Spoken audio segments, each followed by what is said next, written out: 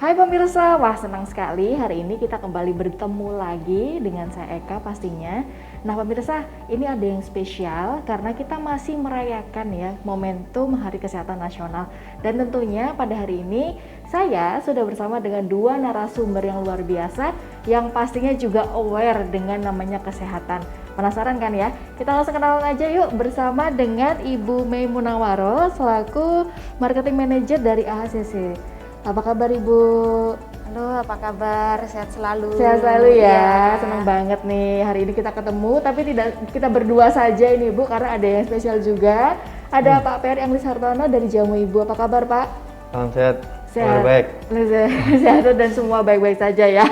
Nah kita kan masih mau membahas ya tentang kesehatan ini ya Pak Peri dan juga Bu Mei. Sebenarnya kita mau penasaran dan kepingin tahu juga, bisa dijelaskan dulu mungkin ya, Bu Mei dulu ya Pak Peri? Ya, silakan. Bisa dijelaskan sekilas saja nih Bu Mei, AHCC itu apa sih, kepanjangannya apa dan apa gitu loh, supaya teman-teman semua yang melihat ini ngerti gitu dan ada pemahaman baru, ada informasi baru. Ya, AHCC ini Adi Husada Cancer Center yang berada di Rumah Sakit Adi Husada Undaan Wetan. Nah, untuk Rumah Sakit Adi Husada Undaan Wetan ini sudah berdiri lama, didirikan pada 25 November 1927. Kalau untuk AHCC atau Adi Husada Cancer Center ini, kita salah satu layanan atau fasilitas keunggulan dari Rumah Sakit Adi Husada Undaan Wetan. Kita baru bukanya itu di tahun 2017, kebetulan juga 25 November 2017. Berarti sama-sama tanggalnya ya Bu, cuma beda tahunnya.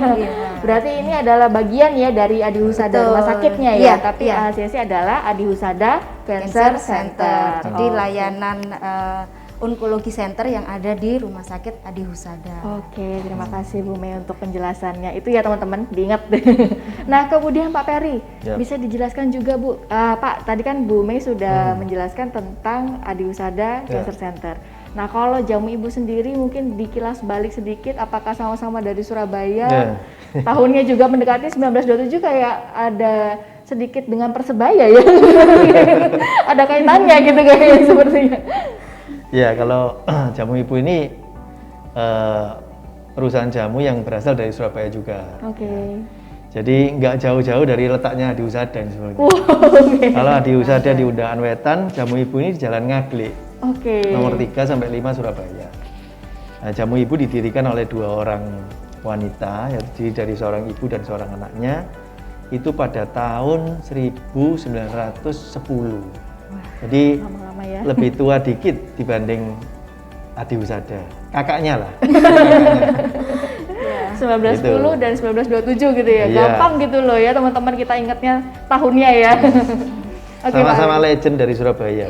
Dan bertetanggaan ya Pak ya. Tetangga, iya. Kita di Rumah Sakit Adi Husada Undaan Wetan ini berada di Jalan Undaan Wetan nomor 40 sampai 44. Mungkin kecamatannya sama ya. Kecamatan. Nah itu, dicek di Google ini ya nanti ya, dicek dulu Dicek ya, yang Pak, bagi ya. yang penasaran. Iya. Jadi sama-sama ya ini pemirsa. Jadi kalau Adi Husada Cancer Center ini sudah berusia 90 sekian tahun ya berarti ya Bu? Rumah sakitnya yang Rumah sakitnya ya? Rumah Sakit Adi Husada sudah 94 tahun, jamu ibunya 110 tahun. 111. 111 tahun ini. Oke, nah kemudian kalau di AHCC sendiri ini ya Bu ya, apa sih pelayanan dan juga program yang ada di dalam klinik ini? Mungkin bisa dibantu dijelaskan apa saja sih program dan fasilitas yang disediakan? Ya, jadi untuk programnya sendiri dari Adi Husada Cancer Center, biar gampang AHCC gitu ya Pak ya. Terlalu panjang ya Bu, biar diingat juga teman-teman. Jadi AHCC ini kita ada diagnosis dan pemeriksaan. Jadi klinik hematologi onkologi, klinik radiasi onkologi. Jadi dokter-dokter spesialis kami ini selalu ada di jam Senin sampai dengan Jumat itu mulai jam 10 pagi sampai jam 6 sore. Jadi untuk dokter-dokter kami ini beliaunya sangat berpengalaman di bidangnya. Kemudian juga berkolaborasi dengan tim dokter multi disiplin dengan Rumah Sakit Adi Husada Undaan Wetan. Jadi kita mempunyai 5 dokter onkologi radiasi dan 1 dokter onkologi medik. Kemudian fasilitas diagnostisnya itu lengkap sekali. Jadi ada MRI 1,5 Tesla, kemudian CT scan 128 slices, mamografi, digital mamografi, kemudian endoskopi. Jadi untuk pemeriksaan penunjang diagnostik untuk penyakit kanker. Terus juga kita Adi Husada Cancer Center atau AHCC sendiri ini didukung jaringan layanan kanker Asia, jadi IOC atau Integrated Oncology Center Asia.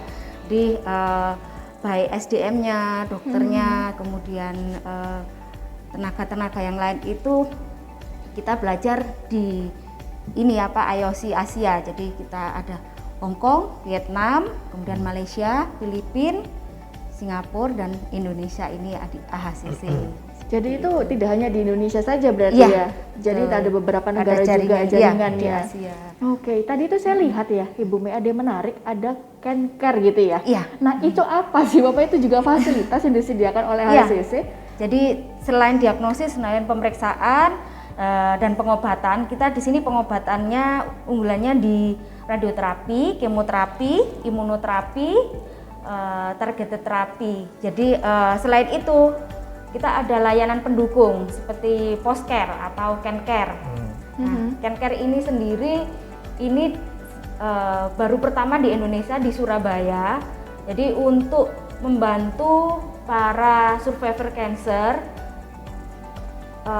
memenuhi kebutuhannya, seperti kalau ada orang yang mohon maaf untuk penyakit breast cancer atau kanker payudara, itu setelah dioperasi mungkin karena kan kelenjar getah benihnya juga diambil. Nah ini kesulitan untuk mengangkat tangan ataupun odem atau bengkak, itu di can-care ada menyediakan. Kemudian sampo, karena kan untuk survivor kanker ini juga mereka itu sensitif dengan bahan-bahan kimia. Rambutnya. Jadi rambutnya yang rontok atau perlu perawatan. Nah, di sini can-care itu tuh menyediakan sampo khusus untuk penyandang kanker. Terus wig, breast prostesis seperti silikon untuk pengganti kalau pasien kena kanker payudara ada yang diambil semua,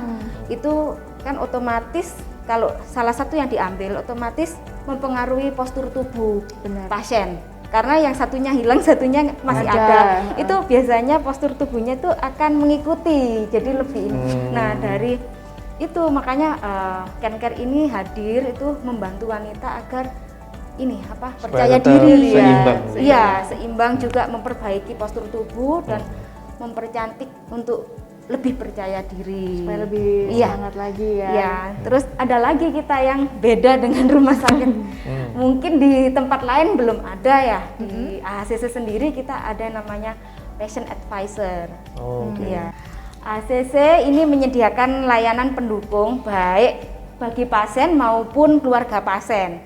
Jadi untuk membantu mereka melewati masa-masa pengobatan, masa-masa pemulihan di AHCC. Karena jadi yang merawat di rumah?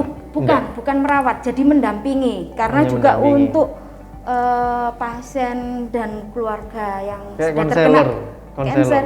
Ya, konselor tapi yang non medis.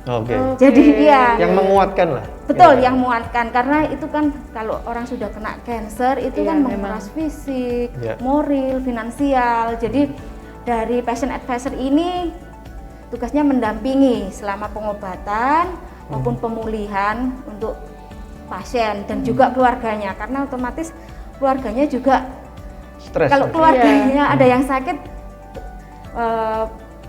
pasti juga stres. Jadi ya itu tadi menguras, karena mendampingi harus mengantarkan periksa, kemudian secara moral mungkin capek atau apa.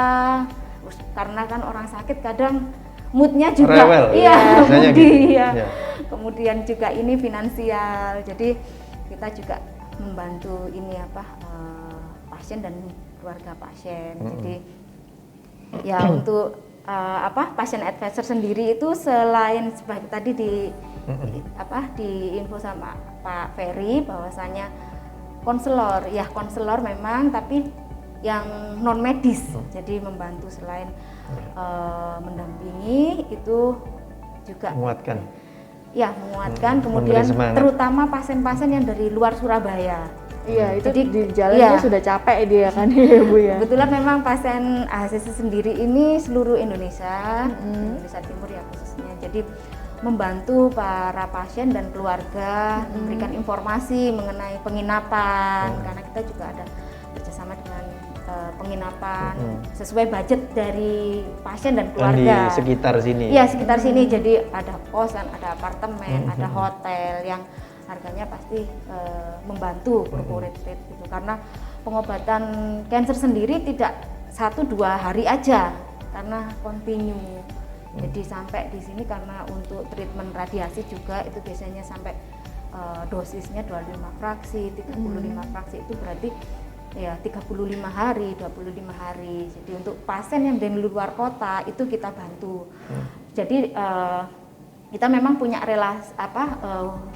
relasi dengan dokter-dokter di luar kota juga. Mereka akan memberikan informasi ke kita, ini pasien mau berobat di Surabaya, tolong dibantu. Jadi kita follow up di awal. Jadi patient advisor ini tidak hanya pas pasien ke sini aja. Jadi di awal beliaunya ini belum tahu Surabaya, nanti di lobi dijemput. Setelah dijemput dari patient advisor ini membantu untuk registrasi. Kemudian yang ngobrol ya itu memberikan menggali informasi, mungkin belum tahu nginapnya di mana, makan di mana. Terus juga kan yang pasti pasien dan keluarga itu juga perlu hiburan. Misalnya wisata terdekat, kuliner terdekat di Adi Husada sendiri seperti itu. Bisa dijelaskan juga Bu Mei untuk program dan juga fasilitas lain yang ada di AHCC? Ya, untuk program AHCC sendiri ini selama pandemi kita ada webinar untuk ilmiah dan awam, kemudian workshop itu untuk pasien dan keluarga pasien atau caregiver. Jadi karena pandemi kita melalui online. Kalau sebelum pandemi itu kita mengundang baik pasien maupun keluarga untuk mengikuti acara-acara yang diadakan AHCC. Jadi tadi fungsinya patient advisor juga. Jadi patient advisor itu tidak hanya mendampingi saat pengobatan dan pemulihan aja, tapi setelahnya itu tetap follow up. Jadi menanyakan kabar, kemudian memberikan informasi kegiatan yang diadakan AHCC. Menarik sekali ya ini ya. Jadi memang untuk produk-produknya juga sudah komplit dan ditambah lagi ada patient advisor ini tadi yang sangat membantu pasien dan juga keluarganya apabila mereka tidak hanya di Surabaya ya gitu ya Bu Mei ya. Nah, kita beralih ke Pak Ferry ya ini ya Bu Mei ya. Tadi sudah sempat diceritakan AHCC punya berbagai macam produk gitu kan ya, dan juga sangat bermanfaat bagi masyarakat pastinya. Nah, kalau untuk jamu ibu sendiri nih Pak Ferry, apa saja sih produk-produknya dari jamu ibu? Dan kemungkinan kan juga gini ya Pak, ini kan lagi masa pandemi ya Bu Mei, juga kita masih nggak tahu sampai kapan gitu ya Pak. Apa sih produk-produk yang dicari oleh masyarakat dan memang sangat dibutuhkan? Iya. Nah di jamu ibu sendiri ini produknya ada kira-kira 150 item lah kira-kira ya. Nah itu terdiri dari 3 kategori. Jadi kategori yang pertama itu adalah jamu tradisional, jadi jamu-jamu yang sejak zaman dulu ya sudah ada, itu yang masih bentuknya serbuk dan dikonsumsinya dengan cara diseduh. Outletnya biasanya di outlet jamu tradisional ya, lalu di depot-depot jamu dan sebagainya. Biasanya dia buka pagi, siang tutup, lalu sore buka lagi sampai malam. Biasanya seperti itu ya. Dan konsumennya juga masyarakat yang masih tradisional lifestyle lah ya. Gitu. Nah, seiring perkembangan zaman, akhirnya kita juga punya kategori yang jamu modern. Jadi bentuknya kapsul ekstrak. Jadi kenapa kok kita bentuk jamu yang modern yang bentuknya kapsul ekstrak? Supaya jamu ini tidak dipersepsi sebagai produk yang tradisional. Ya, supaya jamu ini juga bisa diterima oleh outlet yang lebih modern. Contohnya apa? Apotek, toko obat, ya, lalu drugstore yang ada di supermarket dan sebagainya. Nah, jadi tahun 98 kita launching produk kapsul ekstrak pertama. Itu namanya Kurmino, itu adalah kapsul ekstrak temulawak. Itu untuk suplemen liver. Ya, jadi suplemen untuk liver. Nah, setelah itu produk itu setelah Kurmino ada Galicia dan sebagainya ya, ada banyak item, kira-kira mungkin sekitar 25 item. Kita bisa masuk ke outlet yang lebih modern, apotek, toko obat, ya drugstore, rumah sakit dan sebagainya. Nah, setelah itu kita mengamati sekarang ini kan zaman milenial. Ya. Makanya kenapa kita bentuk juga kategori baru, yaitu minuman kesehatan. Itu tetap jamu tapi yang nggak pahit. Nah, namanya adalah Ibu Natural Drinks. Itu ada 9 item, ada temulawak, ada jahe, ada aloe vera, ya, ada kulit manggis, rosella dan sebagainya. Nah, supaya apa? Supaya jamu itu bisa diterima oleh generasi yang lebih muda, ya, dan bisa diterima di outlet selain toko jamu, apotek, toko obat. Jadi jamu itu sekarang bisa jadi produk seperti consumer goods yang bisa dikonsumsi sehari-hari, layaknya seperti teh, kopi dan sebagainya. Jadi diharapkan dengan jamu yang tidak pahit ini, jamu bisa masuk ke lifestyle, khususnya lifestyle anak muda. Nah, sekarang itu sudah mulai diterima. Jadi kalau kita ngomong ke anak-anak muda dulu, kalau kita tanya persepsi kalian tentang jamu apa pertama kali, pasti mereka ngomongnya pahit gitu, lalu produk kuno, jadi nggak keren, produk orang tua dan sebagainya. Nah, tapi sekarang mulai berubah karena mereka bisa mendapati jamu dengan kemasan yang lebih modern, ya, kemasannya lebih ngepop lah untuk anak-anak milenial. Jadi mereka merasa, oh iya, jamu itu ternyata keren juga ya. Gitu. Setelah mereka coba ternyata juga nggak pahit kan gitu.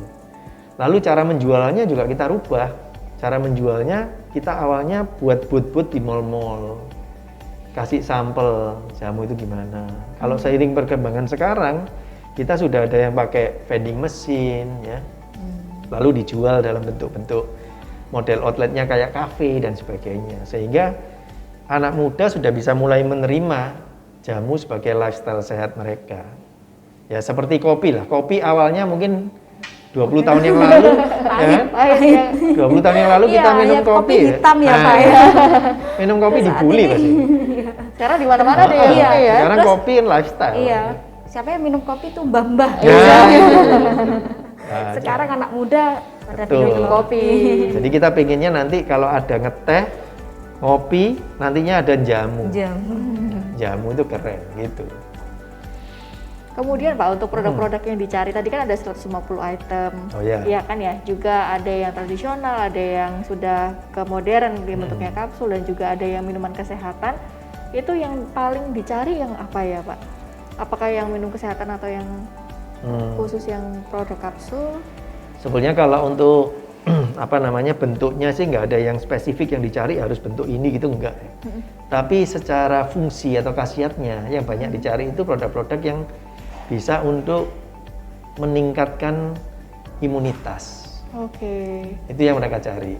Jadi pada saat pandemi itu yang banyak dicari, kalau awal-awal kan banyak mencari temulawak, jahe, di pasar ya Pak, sambiloto, sampai yang masih mentah pun diras ya. Dari temulawak itu sempat waktu itu harganya 1 kilo sampai 100.000 loh. Luar biasa kan? Nah waktu itu kan masih panik buying ya. Nah seiring perkembangan zaman, pandemi ini kan sudah lama ya, hampir 2 tahun ini ya. Jadi produk-produk yang dikonsumsi adalah produk-produk yang untuk imunitas. Yang untuk imunitas itu apa? Yang mengandung temulawak, sambiloto, lalu kunir putih, ya kunir, lalu ada kulit manggis dan sebagainya. Bentuknya macam-macam. Kalau di kita ada yang bentuk minuman yang nggak pahit, ada yang kapsul ekstrak, ada yang jamu seduh. Ada yang jamu yang cair yang langsung bisa diminum kayak 7 angin mint dan sebagainya. Itu yang paling dicari. Nah kalau kaitannya yang sama cancer atau HCC, itu kita ada produk khusus namanya kunir putih sama daun sirsak ekstrak. Jadi itu bukan untuk mengobati, tapi untuk imunomodulator lah. Ya, untuk meningkatkan kekebalan tubuh sehingga kemungkinan untuk terkena kanker itu bisa lebih minimal lah.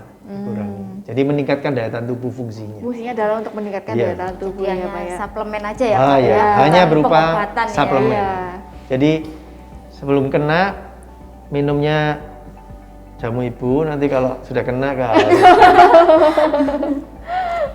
Oke, jadi ini kan ngomongin masalah pandemi ya, Pak Peri dan juga Bu Mei. Kita mau kaitkan juga nih, kalau untuk di AHCC sendiri, di masa pandemi ini apa saja sih tantangannya ya Bu? Dan bagaimana ya caranya AHCC itu menghadapi pandemi ini? Karena kan gini, kalau misalnya di masa pandemi otomatis orang-orang lebih takut kan ya Bu ya untuk ke klinik, kemudian ke dokter, mereka lebih ngeri gitu loh. Kalau misalnya dari AHCC sendiri, apakah ada tantangan-tantangan yang dihadapi ketika memasuki masa pandemi ini? Ya, memang benar. Jadi di masa pandemi ini AHCC mempunyai tantangan yang berat, terutama untuk pasien. Jadi pasien-pasien itu banyak yang takut ke rumah sakit. Betul. Padahal di Husada Cancer Center ini gedungnya terpisah dari pasien umum. Tapi mereka tetap tidak berani pergi ke rumah sakit, bahkan menunda pengobatan. Karena imunnya lemah ya? Ya, itu yang dikhawatirkan itu. Mereka khawatir ya? Ya, jadi dari pasien-pasien sendiri itu mengira nanti kalau keluar dari rumah, apalagi ke rumah sakit, itu mereka akan tertular. Seperti itu. Padahal dari AHCC sendiri sudah mempunyai kiat-kiat. Jadi biar pasien itu aman datang ke AHCC. Itu karena juga untuk penyakit kanker ini semakin diketahui lebih dini itu persentase kesembuhannya semakin tinggi. Jadi memang lebih awal langsung berobat itu kesembuhannya sangat tinggi gitu.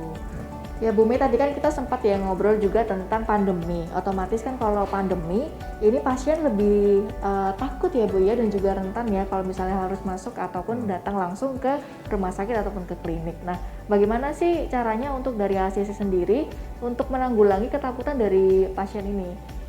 Ya, jadi untuk kanker sendiri ya, itu memang pengobatan tidak boleh putus dan tetap berlanjut. Jadi AHCC menyediakan layanan telemedicine atau konsultasi dengan dokter melalui online.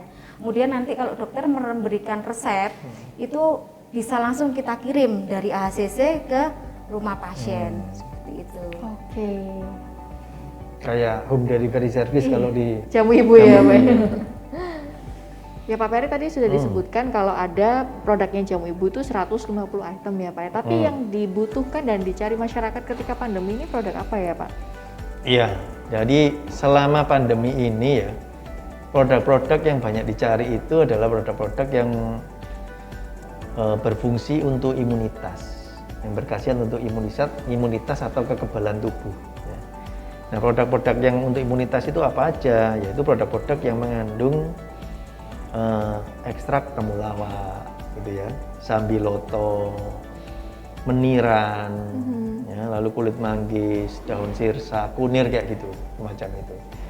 Jadi jamu ibu sendiri kita juga mengalami pada saat pandemi itu produk-produk yang mengandung komposisi bahan baku itu yang meningkat tajam, terutama di online. Karena apa? Karena pada saat pandemi tahun pertama ya dan awal tahun 2021 ini kan banyak PPKM yang berjajar-jajar ya Pak. Berjilid-jilid itu. Akhirnya kan banyak orang yang nggak mau keluar ya. Akhirnya mereka banyak beli online. Jadi online-nya cukup bagus menurut saya. Jadi memang ada ya beberapa item tertentu yang dicari ya untuk komposisinya pastinya dari herbal-herbal yang tadi disebutkan. Yang mensupport untuk imunitas. Menjaga daya tahan tubuh berarti ya Pak ya. Salah satunya kalau di jamu ibu itu Kurmino plus Neo. Untuk nama brandnya. Karena apa? Karena dia mengandung ekstrak temulawak, ekstrak sambiloto, dan ekstrak meniran. Oke. Jadi memang pastinya kalau pandemi ini juga menghadapi tantangan juga ya Pak Peri. Ini saya ke Bu Mei dulu deh. Jadi kan tadi sempat disebutkan ya ini ya Bu Mei, kalau di jamu ibu ini online shopnya itu yang meningkat gitu kan, karena memang konsumen ya Pak ya, itu takut kalau misalnya harus membeli sendiri dan juga ada kebijakan dari pemerintah. Nah pastinya kalau di Adi Husada Cancer Center juga mengalami tantangan kan ya Bu yang baru. Betul, dan juga mungkin ada juga pasien yang takut nih ke rumah sakit ataupun ke klinik. Nah bagaimana sih caranya menghadapi dari teman-teman Adi Husada Cancer Center ini? Ya, khususnya di sini digital marketing ya sangat berperan sekali karena kita juga mengedukasi masyarakat.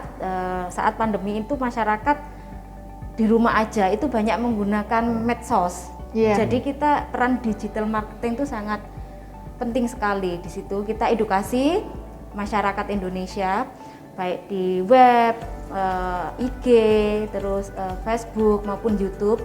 Kita memberikan edukasi yang datang ke AHCC itu aman.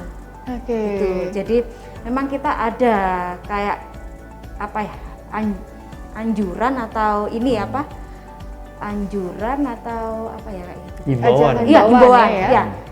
Kita edukasi seperti himbauan. Jadi yang pasti datang ke AHCC itu aman. Karena di AHCC sendiri fasilitasnya setiap hari rutin dan setelah dipakai pun langsung dibersihkan. Ada juga yang disposable, jadi kayak seperti tempat tidur itu kan ada alasnya, itu langsung dibuang. Terus lift itu setiap hari itu dibersihkan. Terus kita sudah pakai touchscreen juga ya untuk liftnya. Kemudian membersihkan yang tempat-tempat yang dijangkau sama pasien sama keluarganya seperti tempat duduk. Nah itu kita juga rajin untuk membersihkannya. Terus ditata berjarak minimal 1 meter dari pengunjung satu dengan pengunjung lain. Kemudian juga membersihkan alat radiasi, terus tempat duduk atau tempat tidur pasien, kemudian kamar mandi sama wastafel itu juga setiap selesai digunakan langsung kita bersihkan. Terus baju ganti itu satu pasien satu langsung dibuang ke pakaian kotor seperti itu. Nah, selain tempat duduk yang berjarak itu juga kita berlakukan setiap pasien baru yang mau konsultasi ke dokter itu menunjukkan surat keterangan swab antigen yang negatif maksimal 1 kali 24 jam. Kalau PCR itu 3 kali 24 jam. Itu juga kita batasi juga untuk pengantarnya, jadi hanya boleh 1 orang. Pengantarnya juga harus menunjukkan surat ini swab negatif juga. Jadi benar-benar kita screening di awal, mulai dari cek suhu waktu masuk, kemudian menunjukkan surat keterangan negatif dari COVID, terus juga yang tidak bermasker juga tidak diperkenankan untuk masuk. Terus kita sediakan untuk hand sanitizer di setiap nurse station, di setiap yang terlihat oleh pasien dan keluarganya. Kadang kita memang edukasi harus sesering mungkin untuk cuci tangan di wastafel, kalau tidak memungkinkan ya pakai hand sanitizer itu. Terus juga satu lagi, AHCC ini terpisah dari pasien umum gedungnya. Gitu. Jadi kita tersendiri karena ya tahu sendiri untuk penyandang atau penyintas kanker ini imunnya agak drop, imunnya tidak sebagus orang sehat. Gitu. Iya. Jadi memang ada beberapa tips ya dan juga cara yang dilakukan oleh AHCC yang pastinya pasti mematuhi protokol kesehatan yang ketat ya sesuai dengan yang dianjurkan oleh pemerintah. Jadi tidak perlu khawatir. Ditambah lagi juga sosialisasi dan himbauannya juga kencang dilakukan ya Bu ya di media sosial, dan juga ditambah lagi ada tes loh ya kalau mau masuk dan mengantarkan, jadi pasti ini aman karena sudah sesuai dengan prosedur yang ada. Untuk SDM-nya juga itu kebetulan dokter, karyawan baik medis maupun non medis itu sudah divaksin semua. Terus untuk rutin juga dilakukan swab untuk karyawan di AHCC. Jadi untuk yang tidak hanya pasien baru aja, karena untuk treatment radiasi sama kemoterapi itu agak lama berkelanjutan. Itu setiap 5 hari harus bisa menunjukkan surat negatif dari COVID, ya swab antigen, PCR sesuai dengan ketentuan itu tadi. Kalau swab antigen 1 kali 24 jam, PCR 3 kali 24 jam. Jadi sama-sama aman. Tenaga medisnya aman, pasiennya juga aman, keluarganya juga aman. Jadi tidak was-was untuk melakukan pengobatan. Iya, benar sekali. Jadi itu sangat lengkap ya teman-teman pemirsa semuanya yang sudah mendengarkan penjelasan dari Bu Mei. Nah, kalau tadi sudah ngobrolin tentang tantangan dan juga bagaimana menghadapinya dari pihak ACC, kalau jamu ibu pasti juga merasakan ya Pak ya. Pasti dan juga harus bagaimana caranya tetap berinovasi gitu di tengah pandemi. Apa saja yang dilakukan oleh jamu ibu ketika memasuki masa pandemi dan juga ini masih berjalan ya Pak ya 2 tahun ini? Ya, tantangan utama waktu awal-awal pandemi itu lebih ke distribusi ya. Karena apa? Karena adanya PPKM ya, lalu program anjuran pemerintah yang work from home dan sebagainya, sehingga banyak kantor-kantor yang mengeterapkan shift dan sebagainya, sehingga orang yang berada di jalanan ini lebih sedikit intinya. Iya. Dan waktu orang ke outlet juga, ke apotek misalnya, atau toko obat, toko jamu, itu menjadi lebih pendek karena dia hanya beli yang perlu. Iya. Kadang-kadang kan masih ada SPG yang nawarin produk ini sementara dia nunggu. Nah, dia nggak terlalu lama ya di outlet, sehingga yang biasanya ada emotional buying itu sekarang nggak ada gitu. Karena terbatas ya, waktu Pak, mereka juga pendek. Itu juga nggak dialami juga oleh produk-produk jamu, tapi produk-produk konsumer juga mengalami itu. Orang-orang ke supermarket, ke minimarket lebih pendek. Biasanya antara yang dicatat dan yang tidak dicatat, banyak yang tidak dicatat. Itu menarik dibeli gitu ya Pak. Emosional buying, nah itu. Tapi kalau pada saat pandemi ini, ya dia fokus yang dicatat aja, nanti langsung keluar. Lalu banyak juga outlet-outlet yang tutup, jadi jam operasional lebih pendek. Karena apa? Ada jalan-jalan utama ditutup pada saat jam sekian, dan itu di kota-kota kedua juga mengalami hal yang sama. Nah, jadi yang berat adalah di distribusi yang pasti awalnya. Lalu kita mulai mencoba untuk mempush online, jadi online sales kita. Jadi sebelum pandemi ini kita sudah ada divisi online sales, tapi begitu pandemi kelihatannya kok mulai bagus ini online salesnya tambah bagus lah, kita support di situ, sehingga sekarang kita sudah kerjasama kira-kira dengan 14 marketplace ya kira-kira. Nah, selain itu kita juga punya program home delivery service. Jadi konsumen hanya chat aja ke kita via WA, lalu kita bisa kasih e-katalog, mereka pilih, transfer, kita kirim.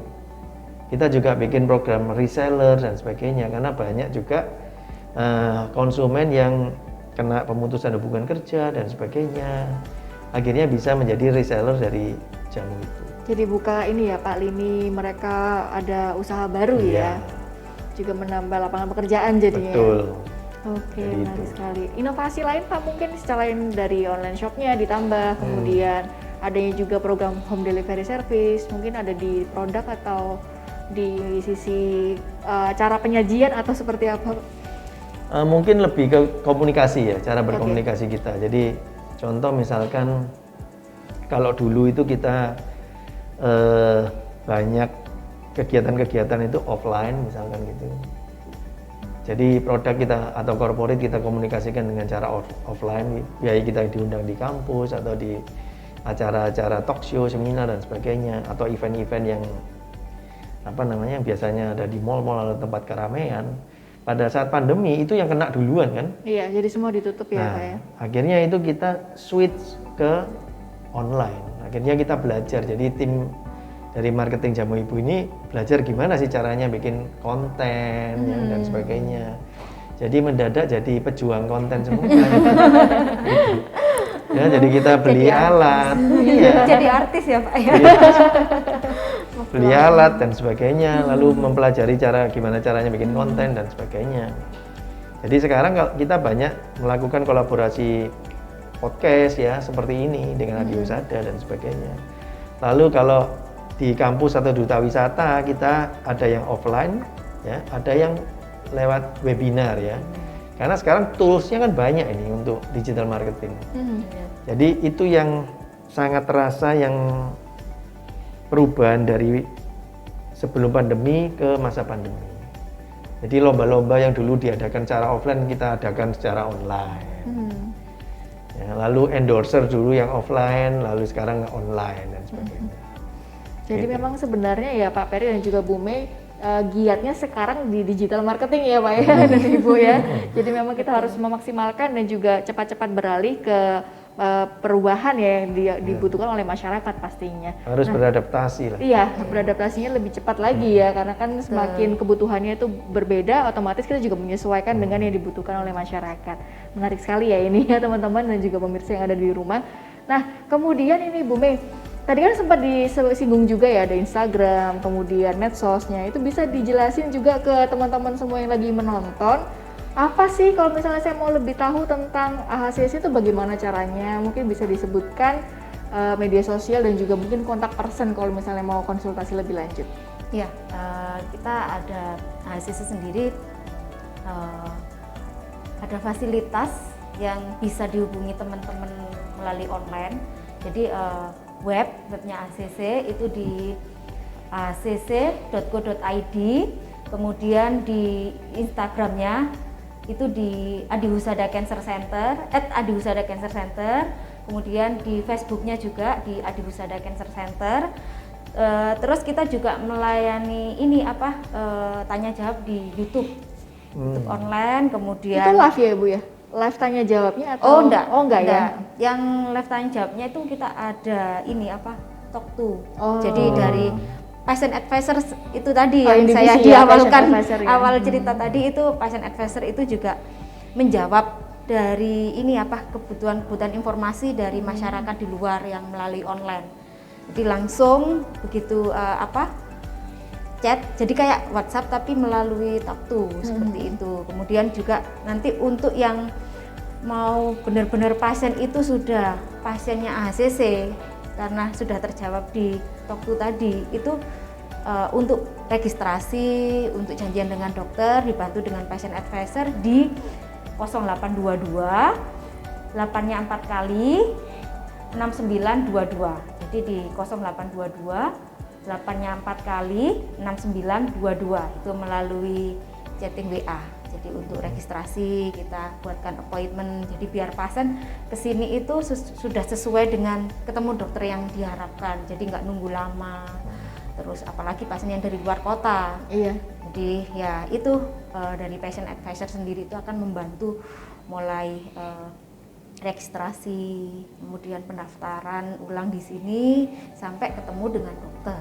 Oke, terima kasih Bu Mei untuk informasinya. Jadi nggak usah khawatir ya teman-teman, media sosialnya semua lengkap, website ada, nomor WA juga ada ya, bisa langsung dipilih mana yang teman-teman butuhkan.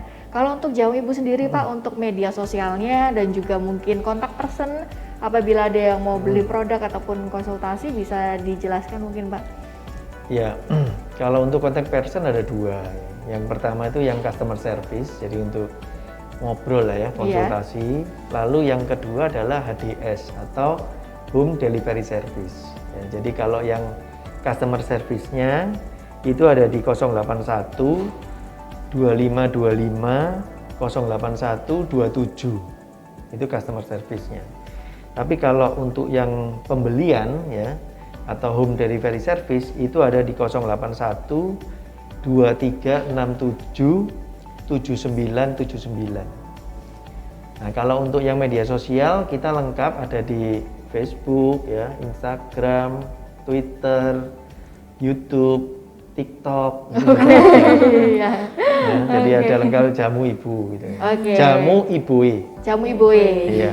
Jadi ini juga bisa dipilih oleh teman-teman semua mana lini yang mau dipakai, mau langsung chat bisa atau cek di media sosial dan marketplace ya berarti ya Pak ya, itu DM bisa. juga bisa di marketplace juga bisa. Jadi disesuaikan saja dengan yang diinginkan oleh teman-teman. Ya. Nah, ini sebelum kita selesai ya Pak untuk bincang-bincangnya pada hari ini, mungkin saya mau menutupnya dengan pesan gitu ya dari masing-masing, dari pihak ACC dan juga Jamu Ibu kepada masyarakat. Pastinya ini kan dari masa pandemi dan juga kita masih menghadapi ini sampai kapan nggak tahu ya Pak ya, dan juga ditambah lagi ada momentum Hari Kesehatan Nasional. Nah, apakah mungkin disebutkan dari Ibu Mei dan juga Pak Peri pesan-pesan nih buat teman-teman, buat masyarakat supaya tetap sehat itu apa gitu mungkin ya. Dari Ibu Mei dulu mungkin bisa dijelaskan. Iya, untuk teman-teman, jadi biar tetap sehat ya, jangan lupa terapkan protokol 5M, memakai masker, terus mencuci tangan, terus memakai masker, mencuci tangan, menjaga jarak, menjauhi kerumunan dan membatasi mobilisasi. Terus jangan lupa juga jaga kondisi fisik dengan memberikan makanan yang bernutrisi dan jangan lupa untuk minum vitamin. Nah, untuk pencegahan kanker sendiri, jadi buat teman-teman itu kanker itu penyakit yang berbahaya jika tidak segera ada penanganan. Jadi jika ada gejala segera pergi ke dokter untuk konsultasi. Kemudian ada kanker yang bisa diobati. Ada kanker yang bisa dicegah, yaitu kanker payudara itu dengan sadari atau periksa payudara sendiri untuk usia yang sudah dewasa. Jadi sebelum menstruasi bisa dilakukan sadari atau periksa payudara sendiri. Kemudian untuk usia 35 tahun itu bisa dilakukan USG mame jika ada keluhan. Terus untuk usia 40 tahun bisa dilakukan mamografi. Seperti itu. Oke. Ya, jadi terus ada satu lagi yang bisa dicegah. Terakhir lagi apa lagi nih yang bisa dicegah? Ya, jadi untuk teman-teman biar terhindar dari kanker serviks itu juga di usia 10 tahun tuh sudah bisa dilakukan vaksin, namanya vaksin HPV. Jadi tergantung nanti, silakan teman-teman bisa memilih mereknya apa, pergi ke rumah sakit untuk konsultasi. Seperti itu. Jadi kita nggak sebut merek, sebut jenis vaksinnya aja. Itu di sekolah-sekolah sudah mulai banyak. Ya, betul anak Pak. SD. Anak SD mulai 10 tahun. Betul. Jadi kalau untuk anak SD lebih bagus lagi karena vaksinnya hanya 2 kali. Ya. Oke, terima kasih Bu Mei. Ya. Diingat ya itu teman-teman Iya. pesan dari Bu Mei. Kemudian kalau dari Pak Peri apa Pak mungkin ditambahkan menghadapi pandemi, ditambah lagi ini momentum di Hari Kesehatan Nasional biar tetap sehat. Yang pasti prokes ya itu tetap dijaga. Seperti yang Bu Mei tadi bilang kan harus 5M ya. Iya. Saya cuma nambah 1 M aja. Apa itu Pak? M yang ke-6. Oke. Minum jamu. Oke. Terutama untuk orang-orang yang punya penyakit bawaan. Oke. Itu yang beresiko ya untuk terkena COVID, bisa kena badai sitokin dan sebagainya. Jadi yang penyakit bawaan kayak kolesterol, ya jantung dan sebagainya, darah tinggi, itu yang perlu dijaga supaya tetap normal. Oke. Iya. Ditambah mungkin terakhir ya Pak ya backgroundnya dan Bu. Oh iya. Berpikiran positif. Berpikir positif ya. Jangan pikir positif, berpikir optimis. Oh iya. Kalau positif nanti positif betulan. Kalau positif yang itu COVID bahaya ya Pak ya. Jangan sampai optimis kita ya. Oke, terima kasih banyak Ibu Mei buat waktunya. Terima kasih juga Pak Peri untuk waktunya dan juga informasinya. Semoga ya podcast hari ini, bincang-bincang kita pada hari ini bermanfaat buat teman-teman semua. Dan sampai jumpa di momen ataupun event selanjutnya. Sampai jumpa.